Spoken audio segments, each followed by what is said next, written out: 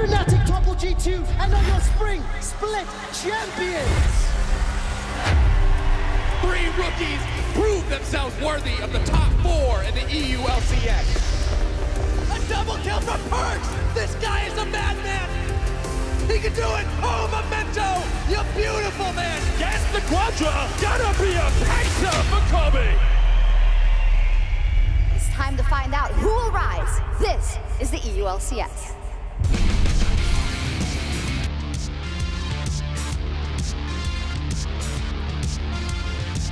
Welcome everyone to Ready Check for some banter and some hard-hitting analysis ahead of your day in the EU LCS. Tonight it is time for the much anticipated rematch between G2 and Fnatic, and we will mull over the question, who is actually the best team in Europe right now? I will not be doing that alone. I'm Sjokz supporter, but I am joined by my esteemed colleagues, Andrew Vedius and Josh Jarge Smith.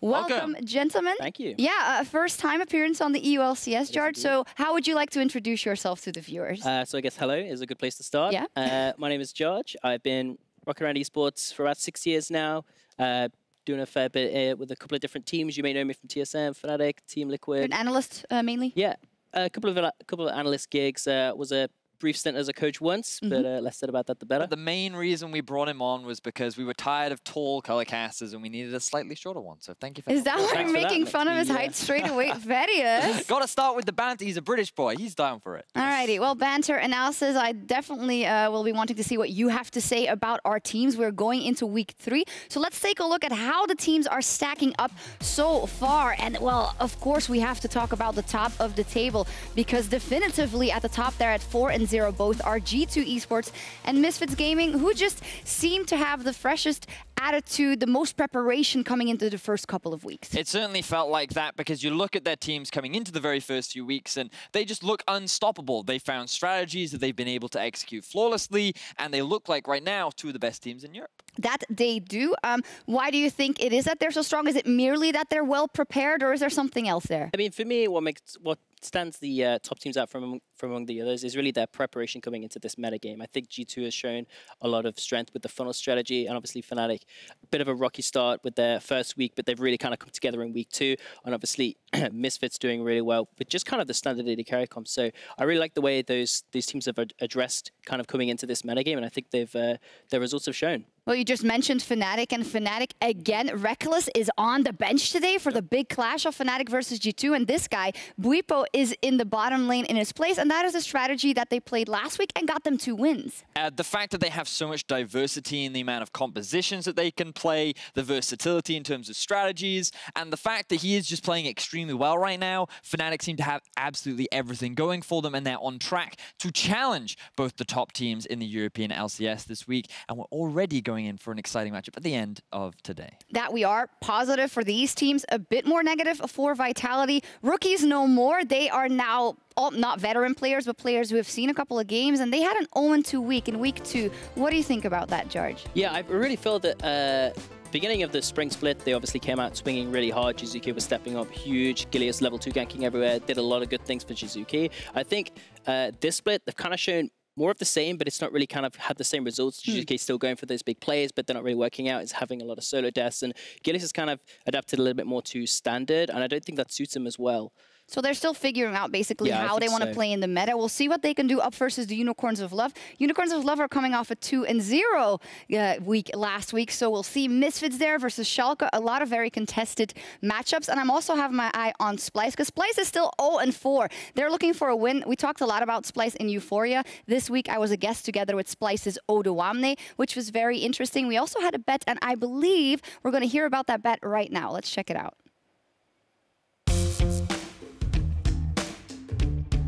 More safer, and so what I'd like to do is I'd like to up the ante here. Okay. I'd like for you, if I'm wrong, I will come on the LCS show or filmed off the LCS show and be put on the LCS show.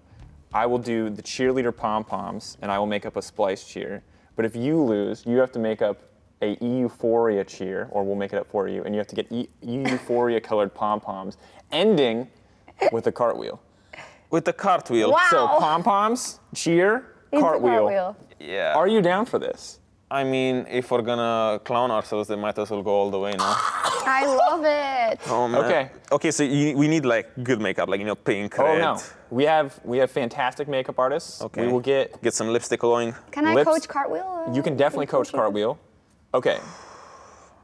Actually, why am I so Cartwheel? confident? Wait, let me just I don't know clarify. what's up with him. He's like, let's do this. And you're like, okay. And he's like, no, that's words. But also let's do this and this and this and this. And it's Yeah, like, I mean, So- I need to brace myself. Self-inflicted. Cheerleader outfit, Makeup? cheers with pom-poms, full makeup, full cheerleader This outfit, feels like 7 different and a bets. cartwheel. Yeah. All in one. But that's so good, no? Okay, yeah. Okay.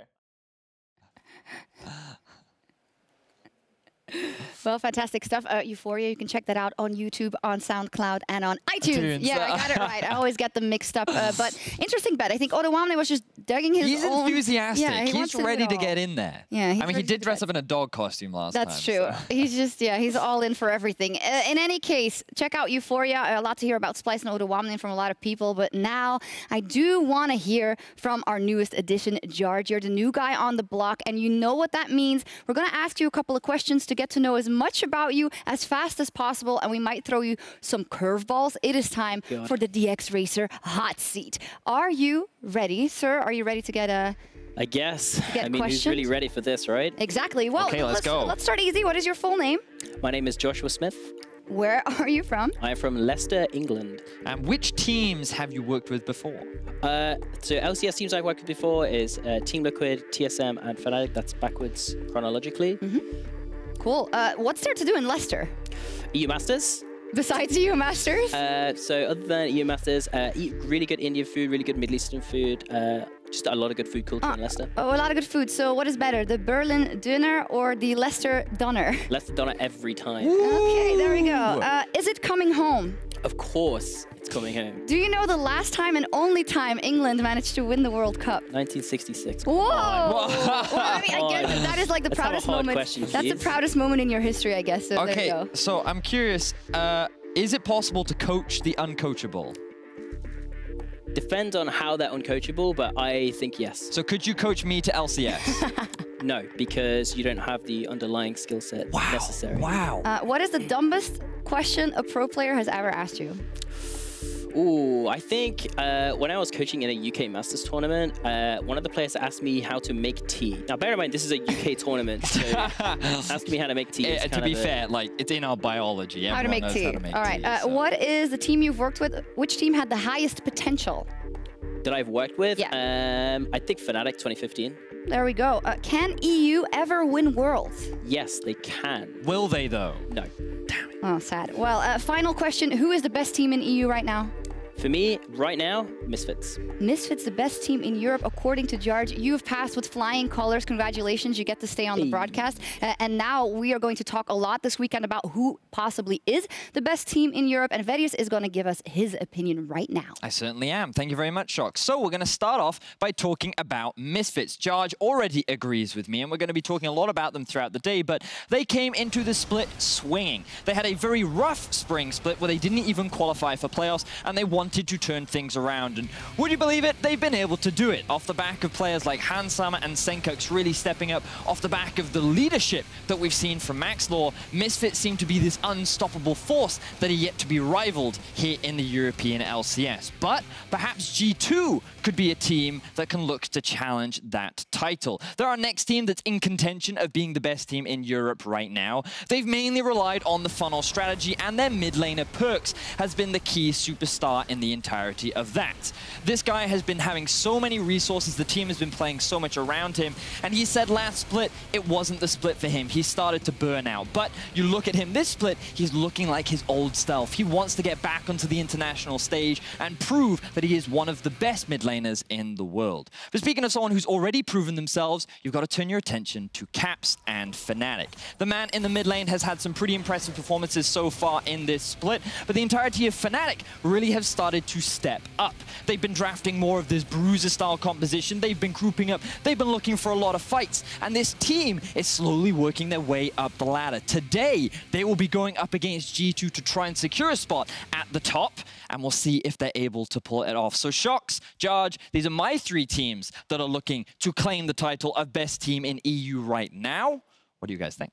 Yeah, for me, I think the discussion about the top 3 teams is super interesting. What's most interesting for me is just the distinction between the styles that they play. You know, we can see G2 been playing this funnel strategy. What's really impressive for me is Wunder's individual performance, but even more than that, just their optimization of the strategy. We're going to hear more later from Ender about how kind of they're pulling this off. But for me, what's really impressive again is just Wunder's individual performances. We've seen him getting solo kills, and we've seen G2 play around him to enable him. Exactly that. And I think that when you think about how the funnel strategy works, you've got to have these strong side laners that are not giving away these early deficits. And absolutely, praising Wunder is one of the key reasons as to why they're able to find that success. But, you know, you talk a lot about top laners. What about the team that has 2 top laners? Oh, Fnatic. Well, of course. I mean, they're not really top laners anymore, are they? Reaper's kind of playing more in the bottom lane. And for me, this really speaks to their strategic diversity, which comes from that roster diversity. I think more than any team, they're the only team that can really pull this off. And I think what's really important for them is that they maintain this kind of 2-barreled approach that they're doing, like Reckless with AD carries and Reaper with bruisers. And for me, like, I think this is the team more than any other team that's going to have the most flexibility going in towards playoffs, which, you know, we expect them to be there. And for me, they're going to be the most dangerous team in playoffs. Well, when you look at those two, it's all a catered strategy, right, into the meta, then a catered strategy to the fact that they have roster flexibility. Sure. And Misfits stands out as a team that just likes to run the standard compositions, the ones we've seen for several years, and is making it work. Yeah, for me, this is really why Misfits stands out to me as like the best team in Europe. I think the fact that they're taking kind of the old meta, but what's really impressive for me is just their coordination. It's really the way that they're playing all around each other. I think their drafts are really well crafted, and I think that you know, Hans Sommer's really popping off with his AD carry picks. But for me, what's really impressive has been Maxlaw, the way he's been enabling Sjokz, who we've seen historically has not been, you know, the best performing player. But the fact that he's now looking like legitimately a superstar, I think really speaks to Maxlaw's, you know, kind of the way that he enables players around him. And honestly, for me, he may be the best player in the LCS right now. Wow. There we go. That is some big praise from Jarge. We, of course, are jumping into this conversation. We are only at the beginning of week 3, but I think it's important to start seeing which teams are doing the best, which teams are getting off to the best start. Remembering that last split, everything was so incredibly close, and teams like Misfits didn't even make it to playoffs. So I think this is an important discussion to have. We also have Rift Rivals just next week. So while we even sending our strongest teams to fight our North American rivals, we'll be able to find out later today as we see G2 versus Fnatic. We will, and we'll be talking a lot about, or we just touched on G2, Misfits, and Fnatic in contention for the best team in Europe, but we could be wrong, and that's why we want to know what you guys think. Who do you think is the best team in Europe right now? Send in your answers using the hashtag ReadyCheck, and of course at LOL Esports as always. Now, as said, to get a couple of answers as to who might be stronger than the other, we have the huge matchup of G2 versus Fnatic tonight in our match of the week, a rematch of the Copenhagen finals, rather. Let's take a look at what's on the line. Honestly, if you have to ask why you should be excited about Fnatic and G2, you haven't been watching. These are the 2 best teams we've had historically. They've got titles under their belt. They've clashed multiple times. This is going to be the defining battle in the EU LCS. Are you kidding me? They are diving for the triple kill. Fnatic rule Europe. G2 Esports are hungry. These guys lost 3-0, clean sweep against Fnatic in Copenhagen. They haven't beaten them this year. So we're 8-0 against G2 in our last 8 games, and even though they're looking pretty strong, I'm feeling really confident. I feel like they always end up choking when they go up against us, and even when they feel like they have the win, they don't have the, I don't know, shot calling to end out the game. G2 have not dropped a game yet. They are looking so utterly dominant. And now in this new meta, Perkz is destroying people with a wonderful pentakill last week. Fnatic are on uncertain ground right now. They've come out as the champions of spring, but their summer has been completely different. They tried for the funnel composition for a week. It didn't work. Oh, he gets clapped with an axe in the back! And now they face what could be their toughest challenge yet. This is all about the mid lane matchup. With so many crazy things going on in the meta, you could look in any direction you want. But for me, it's all about Caps and Perkz. These guys are incredible performers. They're 2 of the strongest mid laners in the European LCS. More from the rest of GG. Oh, Caps! He just solo killed Perkz! The nature of the champions and counter picks being so strong in the meta, games are ending way faster. Teams that find advantages early on are going to win the game. And that whole split has benefited G2 because teams have not been able to do that against them. Perkz picking up a killing spree on the Mundo. Baron's still up for grabs. Double kill. Down goes was amazing, and Sjokz are gonna get cleaned off the map. That's a triple kill for Perkz. Caps has already shown that he can beat Perkz one-on-one, but in this meta, is that gonna be enough to carry Fnatic to victory? It's not gonna be against me versus Caps, it's gonna be against Fnatic versus G2, and that's how it always is. Fnatic are a little all over the place right now, but now with Bwipo in the bot lane, they're a whole lot more aggressive early on, and they have multiple carries. In the past, the bot lane would have been all about reckless and carrying, but with Bwipo down there now, we don't know. Holy macaroni, I'm perfect. And an asset for G2 is Yarnen's huge champion pool, which is coming to light in this meta. He manages to stay! G2 destroy Rocket in the top lane! For Fnatic, it's about coming off of MSI and proving they're still the best. But the way that G2 is playing at the moment, they will beat out Fnatic. Wonder is going to win that top lane matchup. Perkz is going to have all the resources. He might not have to go 1v1 against Caps, but he's going to be able to carry in the team fight.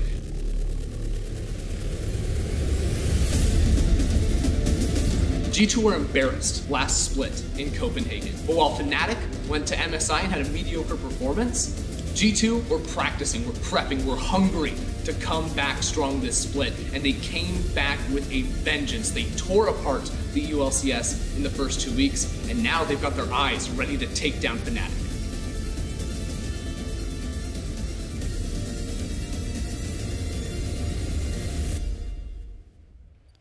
I absolutely love it. I'm getting goosebumps already, and it's only at the end of the day. And Ender just taking a stand there for G2. He thinks G2 is going to take this opportunity and smack Fnatic around. I don't know, but I'm looking at the mid lane.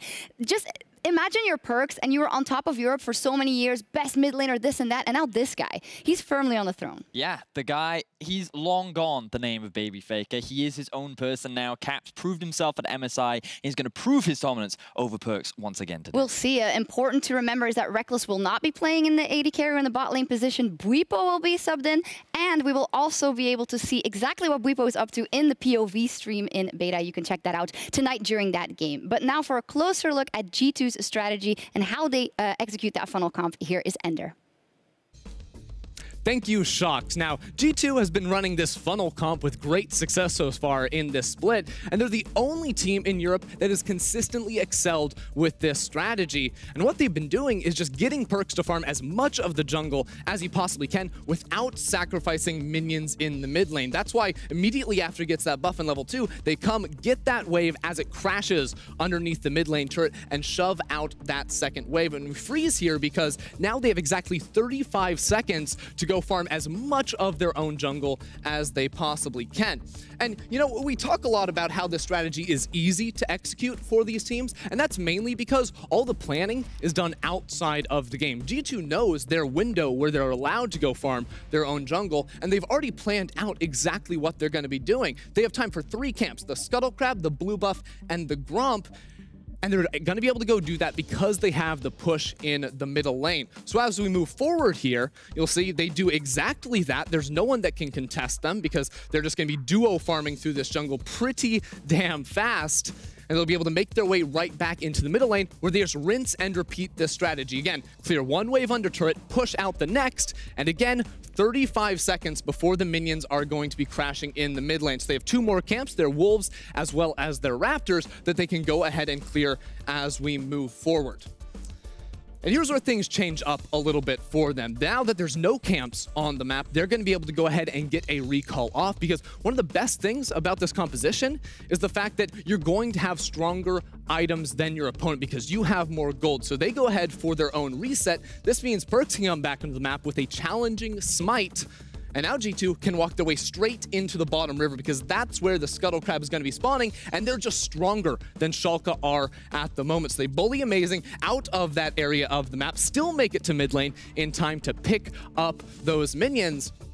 And here's where we throw another wrench into the machine, because G2, usually you'd expect them to use the 35-second window, right, to go farm their topside jungle. This is the area where Sjokz, they know that G2 are going to be, but instead of doing the conventional, G2 mix it up a bit. They go straight into the top lane because they know that this top lane matchup was just thrown upside down. Wonder was able to solo kill Vizicachi in the top lane and take his flash away. And that means that this man on the Mundo is going to be vulnerable. G2 are able to pounce on this opportunity and punish. And this is what differentiates them from the other teams in the EU LCS. When we've seen Fnatic running the strategy, they farm up, they try to get caps to a point where he can just carry the game. G2, on the other hand, are willing to make the proactive plays. And that's the reason why they are the ones that are undefeated so far in the EU LCS. So Sjokz, back to you. Thank you very much, and their fantastic breakdown. We'll see what G2 chooses to go for tonight as they're up versus Fnatic. But next up, we're going to go from the heavy analysis to something a bit more chill. We looked at Twitter, and we looked at all your hot takes, your spicy tweets in what we like to call chat restricted. And the first one actually comes from G2 Esports themselves. They tweeted, Fnatic tonight are getting clapped. That's all. Now, I say clapped because I know what the emoji is, but actually it could be like anything from a nice wave to a clap to, I don't know. It feels like a lot of confidence coming out from G2. Bear in mind that the last 8 times that G2 went up against Fnatic, Fnatic have won every single time. Ooh, so do you think the confidence is warranted? I mean, I don't know. Like, they're pretty cocky for a team that couldn't even beat Fnatic with their starting roster at playoffs, and Fnatic haven't got the starting roster again, so it's not in their favor. There we go. Let's move on. When this came out, of course, all the fanboys and the fangirls, they got up on Twitter and they got in that thread, and the next tweet came from @Robin1. He followed up, when G2 is done with Fnatic, the rest of the squad is also gonna want to be benched. So he is saying, G2, I'll support you, and there we go. That's a lot of support from the G2 fans, rather, to see. I don't know, like Fnatic did have a 10-man roster for a while. They did, but I don't think they have it anymore. So I don't know if G2 can rely on this strat. I'm sure they'd love to grab themselves a win, though. I do think it's nice. It's a very funny tweet. But of course, the Fnatic fans weren't far behind. Here's a response from @TimmyTim888, who brought back a replay of the EU LCS finals. I love this one. Yeah. The reenactment of Titanic, also history, because it's actually It is also happened. history, yes. Yeah. And this was also history too, because the last time G2 went up against Fnatic, they just kind of sunk. Yeah, I really like the aptitude of this as well, because there's a lot of strong people on these Fnatic rosters.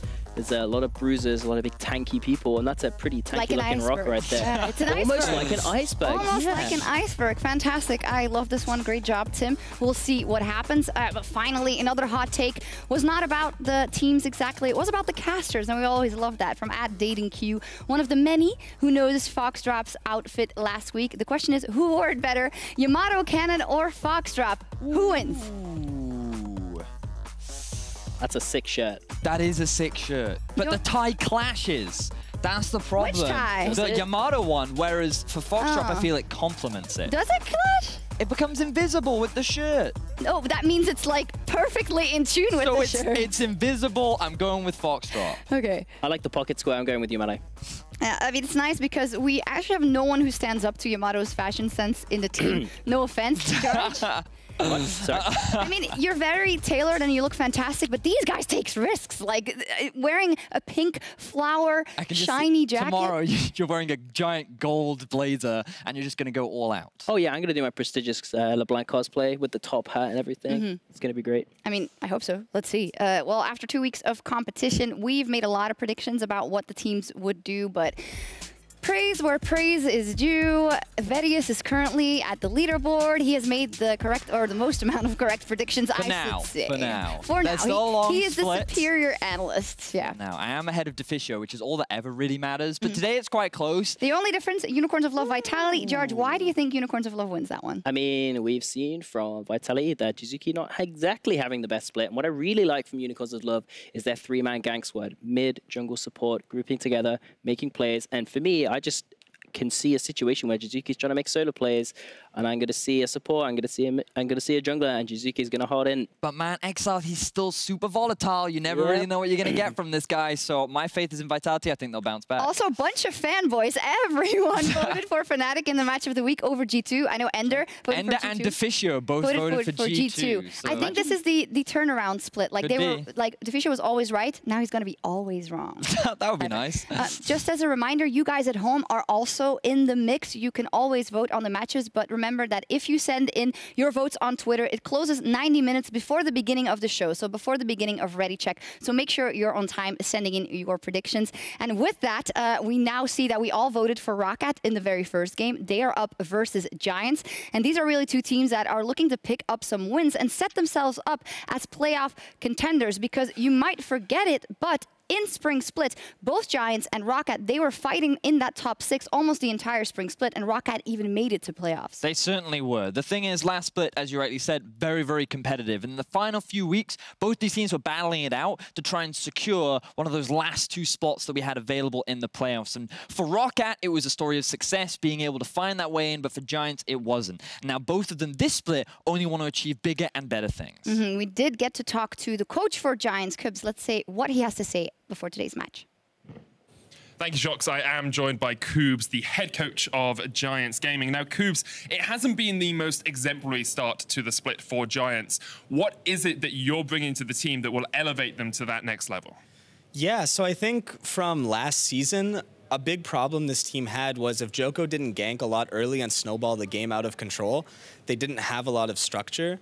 So for us right now, the biggest thing is just learning the game step by step, maybe struggling a bit along the way, but just continuing on with the process and trying to play a more pressure-based, correct type of game. So you can talk about the process, and that's all well and good. You know, you want to talk to a PR agency, it's like, oh yeah, we're 1-3, but the process is good. You need to win games. You need to make it to playoffs. What is that next step? How do you actually elevate your game to get yourself into playoffs? It does take time, admittedly, and right now, when we played these first 2 weeks, it's very clear if the early game goes poorly, our team is falling apart a bit on stage. And for us, getting through the early game on stage is the first step, because you can't rely on ganking and killing and snowballing the game to win. You have to make proactive macro plays. And it does sound a little PR, but you do need time and repetition of practicing these different sequences to actually snowball the game. But to pick up wins, we definitely have to improve a lot faster, because right now we're sitting towards the bottom of the table. So that you are. You've got a big game today against Roccat as well, and you talked about having time on the stage, having those extra repetitions in your arsenal. Steelback's a player that's been around in the LCS for a very long time, and he's been one of your players that's been underperforming. How do you actually make him an AD carry that can compete against some of the AD carries we have here in Europe? Yeah, I think that's a pretty bogus thing that people are saying, calling Steelback underrated. This is a guy who's won an LCS title, competed at MSI, and he's been around for a long time. And I think the only people who say things like this are the hard-stuck Silver 5 kids on Twitter.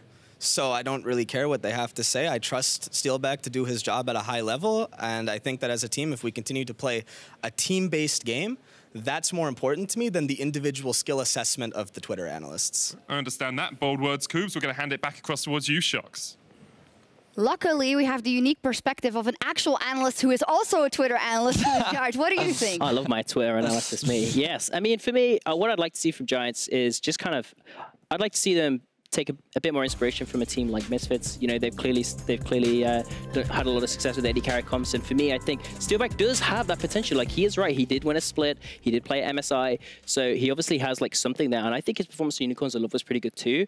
So I don't see a reason why they can't pull it together. I just want to see a bit more of the bit composition change. Yeah, they need to enable him if they are going to set him up to succeed. Right now, a lot of our eyes have been focused on Betsy, and a lot of the pressure's been falling on him. So we look at the draft, one of the big things that we will be evaluating coming into today's game and seeing if they can properly set up Steelback to be that carry that many are expecting him to be. We're looking at that. We're looking at to see if they get a better grasp of the meta and something that works for them. We can't forget that Sjokz is relatively new in that squad, so they're getting to work with it, but they don't have that much time. And in the Spring Split, they were actually at the top of the table for a while and then fell down. So they need to build a bit of a buffer if they want to make it to playoffs, because they should try and make that happen, especially when we see they're up versus Roccat, and Roccat will be looking for exactly the same things. Roccat made it to playoffs last split against all odds. They have to aim for that and higher this split. Yeah, and you have to keep your eyes on Norskeren to kind of get them there, because this guy is a huge playmaker. You put him on something like Pyke and he is having impact all across the map, and when you pair him with the jungler, you have all kinds of action. I'm going to have to cut you guys off because in 40 seconds we're going to the game, so I need to know your predictions. Who's going to win and why, Jarge? I think Rocket's going to win. I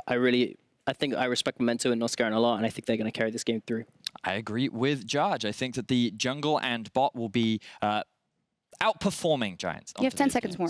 I have 10 more seconds. No scaring, no scaring, no scaring, no scaring, no scaring, no scaring will carry. Northern Norway, incredibly important battle between Roccat and Giants if they want to get that start in the race for playoffs, which is all important. Let's head over to our casters and kick off today's action in the EU LCS.